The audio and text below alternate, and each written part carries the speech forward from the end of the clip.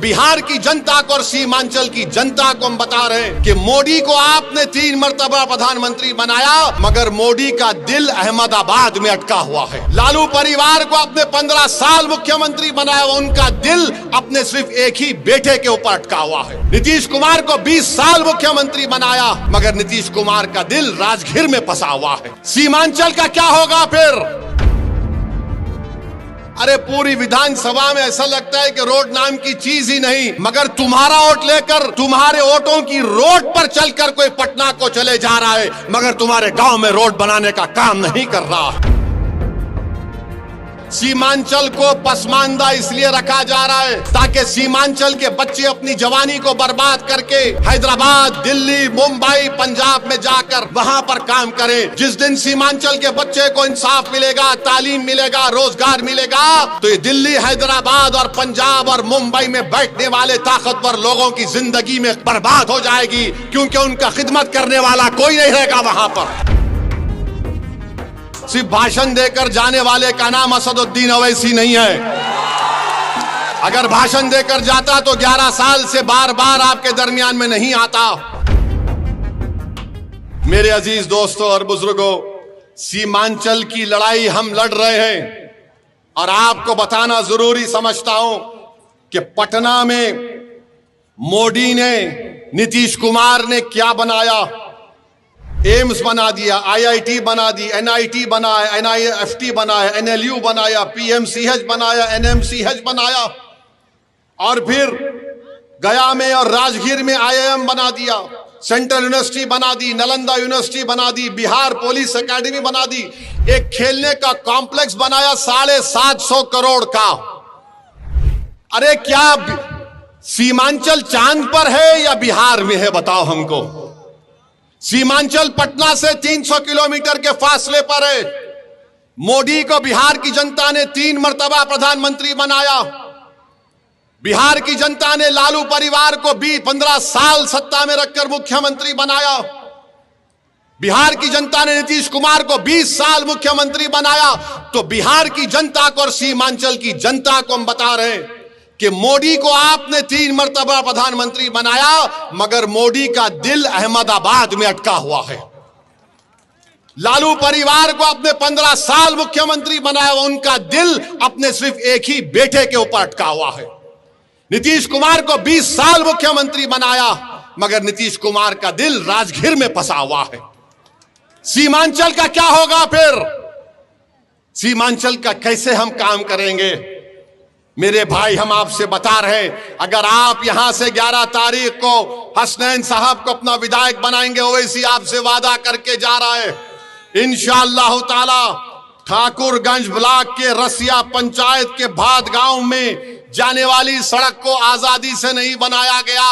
हसनैन साहब, आपको रोड बनाना पड़ेगा। आपको चक्का जाम अगर करना पड़े, चक्का जाम करेंगे। अगर आप बोलेंगे आ जाओ असदुद्दीन ओवैसी हैदराबाद से, मैं भी निकल कर आकर बैठ जाएंगे। और फिर पुलवामा पंचायत में गिराबस्ती में सड़क आज तक नहीं। अरे पूरी विधानसभा में ऐसा लगता है कि रोड नाम की चीज ही नहीं, मगर तुम्हारा वोट लेकर, तुम्हारे वोटों की रोड पर चलकर कोई पटना को चले जा रहा है, मगर तुम्हारे गांव में रोड बनाने का काम नहीं कर रहा। अब आप बताइए कि यहां पर इतना बड़ा बड़ा मसला मसाइल है, क्या क्या नहीं हो रहा है। सीमांचल को पसमानदा इसलिए रखा जा रहा है ताकि सीमांचल के बच्चे अपनी जवानी को बर्बाद करके हैदराबाद, दिल्ली, मुंबई, पंजाब में जाकर वहां पर काम करें। जिस दिन सीमांचल के बच्चे को इंसाफ मिलेगा, तालीम मिलेगा, रोजगार मिलेगा, तो ये दिल्ली, हैदराबाद और पंजाब और मुंबई में बैठने वाले ताकतवर लोगों की जिंदगी में बर्बाद हो जाएगी, क्योंकि उनका खिदमत करने वाला कोई नहीं रहेगा वहां पर। ये काम हम करेंगे और आपको हम बता रहे हैं मेरे भाई, ओवैसी तुम्हारे दरमियान में खड़ा होकर कह रहा है कि सीमांचल में एक तेज रफ्तार की दिल्ली सीमांचल की रेल लिंक की जरूरत है। हम लड़ेंगे इंशाअल्लाह ताला उसके लिए। और फिर पटना से किशन के नरारिया एक वंदे भारत की यहां पर ट्रेन की जरूरत है। यहां पर फैक्ट्री क्यों नहीं लगती सीमांचल में? बोलो मोदी जी, बोलो नीतीश कुमार, बोलो तेजस्वी, तुम तो उप मुख्यमंत्री भी थे। मजलिस लड़ेगी कि NH-31 NH-57 पर यहां पर फैक्ट्री लगाई जाए, जितना यहां पर अस्पताल है उसको PHC बनाया जाए। मजलिस 100 कम्युनिटी क्लिनिक सीमांचल में बनाने की लड़ाई लड़ेगी। और ये जो कोसी का नदी का पानी आकर कटाव करता है, हम लड़ेंगे सरकार से और 3000 करोड़ रुपए लेकर उस टाटबंद का काम करवाएंगे इंशाअल्लाह ताला। और मेरे अजीज दोस्तों और बुजुर्गों, यहां पर आपके मुख्तलिफ मसाइल हैं। यहां पर पोआखाली को ब्लॉक बनाना है इंशाअल्लाह ताला। बनाना है ना पोआखाली को ब्लॉक? कितने लोग बनाना चाहते, हाथ उठाइए। तो 11 तारीख को पतंग को बटन दबेगा और पोआखाली ब्लॉक बनेगा इंशाअल्लाह ताला। फिर यहां पर आप जानते हैं कि पोआखाली में अस्पताल है, उसको PHC बनाना है। नदी कटाव टाटबंद का काम है। और फिर आप ये भी जानते हैं कि यहां पर देरामरी में, पोआखाली में, जिया पोखर में, कड्डू बिटा में रोड को बनाना है। ये सब काम इंशाअल्लाह ताला ये आपकी जिम्मेदारी है। और हम आके आपको पूछेंगे हर 6-7 महीने में काम कितना आगे बढ़ा, क्या नहीं हुआ। सिर्फ भाषण देकर जाने वाले का नाम असदुद्दीन ओवैसी नहीं है। अगर भाषण देकर जाता तो 11 साल से बार बार आपके दरमियान में नहीं आता। हम 11 साल से आते रहे और इंशाअल्लाह जिंदगी बाकी रही, जिंदगी वफा की, तो तुम्हारे दरमियान में आता रहूंगा। तुम्हारी लड़ाई मेरी लड़ाई है।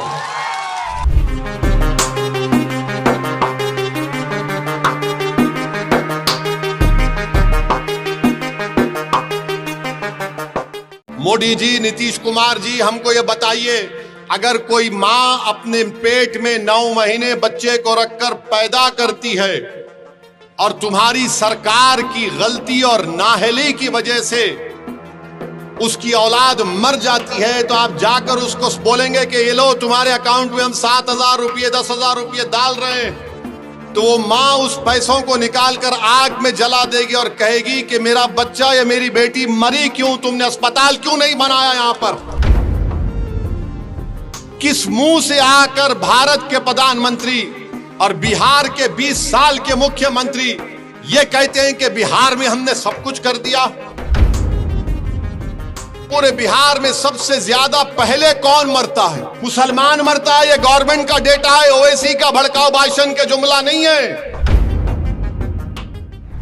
अब आपको मैं बताना चाहता हूं कि इन्होंने बिहार का क्या हाल करके रख दिया। मैं हमारी मां और बहनों को बताना चाहता हूं, एक बड़ी तादाद में यहां पर जमा है और मेरी मां और बहनें मेरी इस बात से मुत्तफिक होंगी कि अगर कोई माँ अपने पेट में किसी बच्चे को पालती है, 9 महीने वो माँ कितने तकालीफ को बर्दाश्त करके उस औलाद को पैदा करती है। बिहार में क्या पोजीशन है और आप और हम जानते हैं कि जब एक माँ जो किसी बच्चे को पैदा करती है तो कितनी तकलीफें उठाती हैं, कि जो माँ अपने किसी बच्चे को पैदा करती है तो हमारे आका मोहम्मद सल्लल्लाहु अलैहि वसल्लम ने इरशाद फरमाया कि उस माँ के लिए ये हज और उम्रा एक जिहाद की तरह है। और बिहार में पोजीशन ये है कि जब कोई माँ अपने बच्चे को पैदा करती है तो उसके पैदा होने के बाद वो बच्चा मर जाता है या बच्ची मर जाती है, जिसको अंग्रेजी में बोलते हैं इन्फेंट मोर्टेलिटी रेट, हिंदी में कहते हैं शिशु मृत्यु दर। आपको मालूम देश में 29 प्रदेशों में बिहार का नंबर कितना है? 27वां नंबर है। और आज आकर नरेंद्र मोदी ये कहते हैं कि हम बिहार में ये कर दिए, बिहार में वो कर दिए, हम बिहार के महिलाओं को पैसे देंगे, 25 लाख को हमने 7,000 दे दिए। मोदी जी, नीतीश कुमार जी, हमको ये बताइए, अगर कोई माँ अपने पेट में 9 महीने बच्चे को रखकर पैदा करती है और तुम्हारी सरकार की गलती और नाअहली की वजह से उसकी औलाद मर जाती है, तो आप जाकर उसको बोलेंगे कि ये लो तुम्हारे अकाउंट में हम 7,000 रुपये 10,000 रुपये डाल रहे हैं, तो वो माँ उस पैसों को निकालकर आग में जला देगी और कहेगी कि मेरा बच्चा या मेरी बेटी मरी क्यों, तुमने अस्पताल क्यों नहीं बनाया यहां पर। और ये झूठ बोलते हैं बीजेपी और नीतीश कुमार और फिर यहां पर ये मैं नहीं कह रहा हूं, ये मोदी सरकार का नीति आयोग का डेटा है। फिर जो बच्चे अंग्रेजी में बोलते स्टंटेड, जिसको हिंदी में बोलते अविकसित बच्चे, कि क्या पोजीशन है बिहार का 29 प्रदेशों में 27। जो बच्चे बोलते हैं कि वेस्टेड, इनको हिंदी में बोलते बर्बाद बच्चे, क्या पोजीशन है बिहार का 27वां 29 प्रदेशों में। जो बच्चे पैदा होते हैं जिनका वजन कम होता है, क्या बिहार 27वें पोजीशन है 29 प्रदेशों में। किस मुंह से आकर भारत के प्रधानमंत्री और बिहार के 20 साल के मुख्यमंत्री ये कहते हैं कि बिहार में हमने सब कुछ कर दिया। सीमांचल में जो बच्चे पैदा होकर मर जाते हैं, जिसको मृत्यु दर बोलते हैं, यानी जिसको हमने अभी आप संग्रह हिंदी में कहा शिशु मृत्यु दर, सीमांचल में वो है किशनगंज जिले में सबसे ज्यादा है। इसका जिम्मेदार कौन है बताओ आप। मेरी इज्जतदार मां और बहनों, 11 तारीख को वोट अगर आप डालने जाएंगी तो हम जो बात आपके सामने रख रहे हैं उसको याद रखकर आप अपने वोट का इस्तेमाल करिए। फिर आप ये भी देखिए, पूरे बिहार में सबसे ज्यादा पहले कौन मरता है? मुसलमान मरता है। ये गवर्नमेंट का डेटा है, ओवैसी का भड़काऊ भाषण के जुमला नहीं है। ये बिहार और केंद्र सरकार कह रही है सबसे ज्यादा पहले मरने वाला मुसलमान है। और गुर्बत कितनी है बिहार में अल्पसंख्यक समाज मुसलमान की। बिहार प्रदेश कह रही है कि जो गांव में मुसलमान रहता है 50% गरीबी रेखा के दर से नीचे है, जो शहर में रहता है वो 44% है। इसका जिम्मेदार ओवैसी है क्या बताओ। मेरे अजीज दोस्तों और बुजुर्गों, किशनगंज जिले में खवानगी का तनासुब 55%। और फिर जिसको हम कहते हैं कि चाइल्ड स्टंटिंग, यानी अविकसित बच्चे कितने हैं किशनगंज में, वो करीब 40% के ऊपर हो जाते हैं। क्यों ये सब हो रहा है? क्यों ये इसलिए हो रहा है क्योंकि आप मुत्तहद होकर अपने वोट का इस्तेमाल नहीं करते।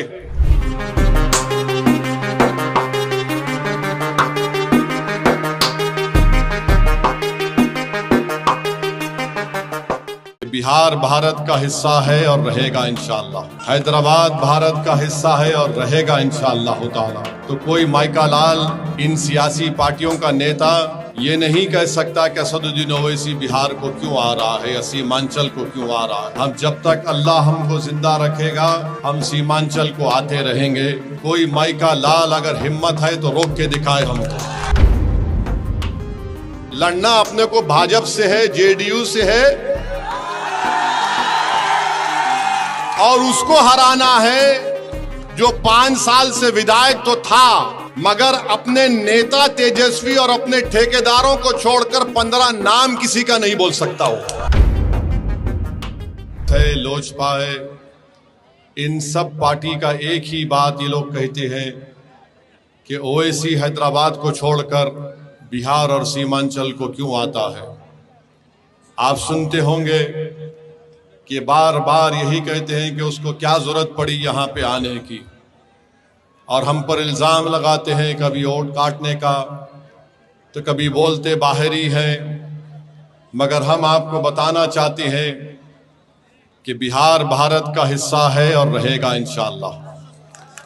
हैदराबाद भारत का हिस्सा है और रहेगा इंशाअल्लाह ताला। तो कोई माइका लाल, इन सियासी पार्टियों का नेता ये नहीं कह सकता कि असदुद्दीन ओवैसी बिहार को क्यों आ रहा है या सीमांचल को क्यों आ रहा है। हम जब तक अल्लाह हमको जिंदा रखेगा हम सीमांचल को आते रहेंगे। कोई माइका लाल अगर हिम्मत है तो रोक के दिखाए हमको। और हम क्यों आते हैं आपको बताते हैं। 20 साल यहां पर सत्ता बिहार की जनता ने कांग्रेस को दी, 15 साल बिहार की जनता ने, सीमांचल की जनता ने लालू परिवार को मुख्यमंत्री बनाया। अब 20 साल से यहां पर नीतीश कुमार की सरकार है और इस 20 साल में नीतीश कुमार कभी नरेंद्र मोदी के साथ बैठकर चाय पिए तो कभी तेजस्वी को खाना खिलाया। अब आपको मैं बताना चाहता हूं कि इन्होंने बिहार का क्या हाल करके रख दिया। और फिर आप जानते कितने बच्चे बिहार में स्कूल में पढ़ते हैं, पहली क्लास से 8वीं क्लास में। बिहार के लड़ना अपने को भाजपा से है, जेडीयू से है, और उसको हराना है जो 5 साल से विधायक तो था मगर अपने नेता तेजस्वी और अपने ठेकेदारों को छोड़कर 15 नाम किसी का नहीं बोल सकता हो। तो बिहार में कितने स्कूल में पहली क्लास से 8वीं क्लास में बिहार का पोजीशन 24वां 28 प्रदेश में। कितना बच्चा ड्रॉप आउट रेट है यानी स्कूल छोड़ देता है, 29 प्रदेशों में बिहार का नंबर 28। कितने बच्चे स्कूल में जाते हैं 6 और 13 साल की उम्र में, बिहार का नंबर 17वां। और 18-23 साल में सबसे कम उम्र, सबसे कम नंबर बिहार का है। मोदी जी इतना झूठ क्यों बोलती है आप नीतीश कुमार के साथ? यह पोजीशन है बिहार का। और सिर्फ बिहार में 9% जनता के घर में नल जल पानी का पाइप है। यह खुद बिहार का केंद्र सरकार का डेटा बोलता है। बिहार में 28% बच्चे बिहार छोड़कर कभी पंजाब तो कभी दिल्ली तो कभी कहां चले जाते हैं, जिससे बिहार के 30 से 50% घर परेशान हो जाते हैं। ये हाल करके उन्होंने बिहार का रख दिया। और ओवैसी आता है बिहार को तो सब बोलते हैं ये यहां पर क्यों आया। मेरे अजीज दोस्तों और बुजुर्गों, मैं आपको बता रहा हूं, मैं ठाकुरगंज की जनता को पैगाम दे रहा हूं, आप मेरी बात को गौर से सुनिए। तेजस्वी यादव के बगल में बैठकर वीआईपी पार्टी के हमारे मुकेश भाई को मैं सलाम करता हूं। उन्होंने अपनी समाज के इत्तेहाद पर पूरा भरोसा करके कहा कि मल्ला समाज तेजस्वी के साथ है। अगर हमको सत्ता मिलेगी तो मल्ला समाज पूरे बिहार में 3% है। उप मुख्यमंत्री मैं बनूंगा। वीआईपी ने कहा कि मल्ला का बेटा उप मुख्यमंत्री बनेगा और जो 17% अल्पसंख्यक समाज बिहार में है वो क्या करेगा? दरी बिछाएगा। तुम दरी बिछाओगे या मुख्यमंत्री बनोगे? हाथ उठाकर जवाब दो। तुम मुख्यमंत्री बनना चाहोगे? अरे जोर से बोलो कि मुख्यमंत्री बनेंगे। जब मुख्यमंत्री बनने का दावा कर रहे तो याद रखो मेरी इस बात को, अगर मल्ला का बेटा उप मुख्यमंत्री बनेगा तो मोहम्मद का बेटा भी प्रधानमंत्री या फिर मुख्यमंत्री बनेगा इंशाअल्लाह ताला। अबू बकर का बेटा भी मुख्यमंत्री बनेगा, उस्मान अली का बेटा भी मुख्यमंत्री बनेगा, उमर का बेटा भी बनेगा और फातिमा का बेटा भी बिहार का मुख्यमंत्री बनेगा। यह कोई बात नहीं है कि हम अपने मकसद में कामयाबी हासिल ना कर सके। अपने ख्वाब देखो, याद रखो, तुम जितने ख्वाब देखोगे और अल्लाह की जात पर भरोसा करोगे और जुस्तजू करोगे हक के रास्ते में, तो जिस तरह तुम जुस्तजू करोगे रास्ते आराम से साफ होते जाएंगे। मगर अगर तुम पहले से ही सोच लोगे ये क्या बात कर रहा है, मेरे भाई ये होने वाली चीज है इंशाअल्लाह ताला। अरे मेरे भाई तेजस्वी ने जो लंबी छोड़ी है ना, वो मोदी के कंपटीशन में आ गया झूठ बोलने के। भारत की सरकार में 30 लाख लोग काम करते। कितना? 30 लाख। तेजस्वी बोल रहा है कि 2,75,00,000 घर जो है उनको सबको नौकरी दूंगा। पैसा तो झाड़ पे नहीं उगता ना। तो तेजस्वी बोलेगा वैसी भड़काऊ भाषण देता है, वोट काटने है तुम्हारा, इस पर भरोसा मत करो। अरे बाबा तुम बताओ तो सही कहां से लाओगे? अगर कोई ये बोलता है कि इंटर्नशिप में हम नौजवान को फैक्ट्री में इतना पैसा देगा, कौन सी फैक्ट्री है यहां पर वो तो बता दो प्यारे। मैं कह रहा हूं कि वक्फ का कानून काला कानून है। ये कह रहे हैं कि हम आएंगे तो कानून को बंद कर देंगे। कैसा बंद करेंगे? अरे पूरे देश का बना हुआ है बाबा। अगर तुझे नहीं मालूम तो कोई वकील को बिठाकर सुन ले, समझ ले, उसके बाद कुछ बोल दे। और आज आकर ये गठबंधन वाले बोलते हैं हम ऐसा कर देंगे। अरे मेरे भाई तेजस्वी ने जो लंबी छोड़ी है ना, वो मोदी के कंपटीशन में आ गया झूठ बोलने के। मोदी ने कहा था 15 लाख देंगे, 15 लाख मिले? मोदी ने कहा था 1 करोड़ नौकरी दिया जाएगा, मिला? तो तेजस्वी ने कहा कि मोदी से ज्यादा जाऊंगा। आपको मालूम बिहार का कास्ट सेंसस में बिहार में जी कितना घर है? 2,45,000 के 2,45,00,000 घर है।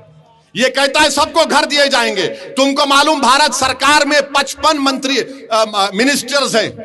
कितने नौकर भारत सरकार में काम करते हैं आपको मालूम? कितने? एक अंदाजा लगाओ। पूरे भारत के सरकार में, भारत की सरकार में 30 लाख लोग काम करते हैं। कितना? 30 लाख। तेजस्वी बोल रहा है कि 2,75,00,000 घर जो है उनको सबको नौकरी दूंगा। अब आप तो सोचिए, बिहार की जनता, सीमांचल की जनता इतनी भोली नहीं है कि तुम आकर लंबा छोड़ दो और वो कबूल कर ले। अच्छा, आपको मालूम, अगर चलिए मान लिए कोई यहां से उठ के बोलेगा ओवैसी तुम्हारे को क्या तकलीफ हो रही है, देगा वो? अच्छा देगा ना, कितना पैसा लगेगा? अभी अगर वो 2,75,00,000 लोगों को नौकरी देगा तो कम से कम 25,000 तो देना पड़ेगा ना, 25,000।